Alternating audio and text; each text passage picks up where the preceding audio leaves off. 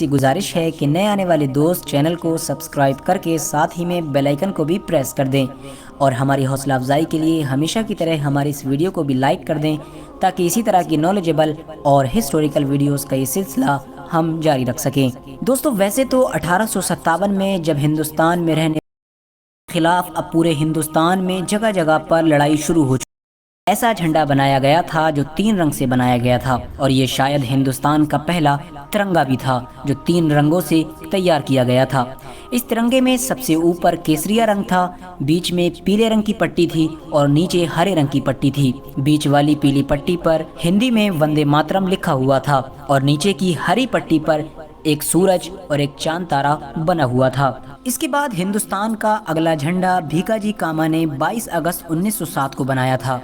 ये झंडा बंगाल के झंडे से थोड़ा सा अलग था। इसमें सबसे ऊपर वाली पट्टी हरी थी और नीचे की पट्टी केसरिया नहीं बल्कि लाल कलर की थी। बाकी तकरीबन ये झंडा बंगाल के झंडे की ही तरह सेम था। उसके बाद धीरे धीरे फादर ऑफ नेशन यानी गांधी जी को भी हिंदुस्तान के झंडे की टेंशन सताने लगी थी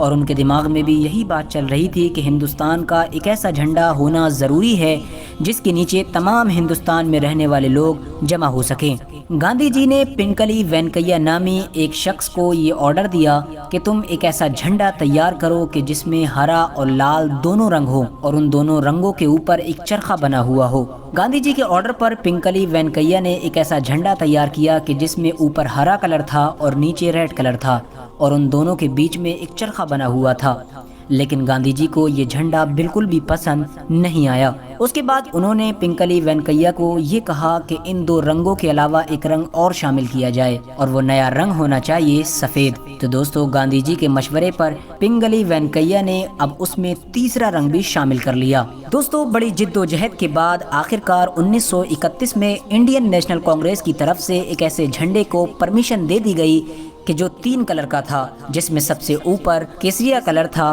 बीच में सफ़ेद कलर और नीचे ग्रीन यानी हरा कलर था और उस झंडे के बीच में एक चरखा बना हुआ था जो गांधी जी की फरमाइश पर बनाया गया था। उसके बाद 1931 से लेकर 1947 तक यही इंडिया का झंडा रहा और इसी झंडे के नीचे पूरे इंडिया के लोगों ने अपनी आज़ादी की लड़ाई लड़ी थी। 1947 में जब अंग्रेज़ भारत को छोड़कर चले गए तो पूरे हिंदुस्तान के सामने सबसे बड़ा सवाल और सबसे बड़ी मुसीबत यही थी कि आखिर अब भारत का झंडा कैसा बनाया जाए, क्योंकि अभी तक जिस झंडे के नीचे रहकर हिंदुस्तान के तमाम लोगों ने अंग्रेज़ों से लड़ाई लड़ी थी वो भारत का झंडा नहीं था बल्कि कांग्रेस पार्टी का झंडा था और भारत के झंडे को कांग्रेस पार्टी के झंडे से अलग रखना बहुत ज़रूरी था। 1947 में एक ऐसी टीम बनाई गई जिसे ये जिम्मेदारी दी गई कि वो भारत के पुराने झंडे में बदलाव करके इंडिया का एक नया झंडा तैयार करे। उस टीम में जवाहरलाल नेहरू, डॉक्टर भीमराव अंबेडकर, सरदार वल्लभ भाई पटेल और डॉक्टर मौलाना अबुल कलाम आज़ाद जैसे बड़े बड़े नेता शामिल थे। दोस्तों, उस वक्त संविधान सभा के एक जनरल सेक्रेटरी हुआ करते थे जिनका नाम था बदरुद्दीन तैयब जी। बदरुद्दीन तैयब जी ने संविधान सभा के सामने ये प्रस्ताव रखा कि क्यों ना हम भारत के पुराने झंडे से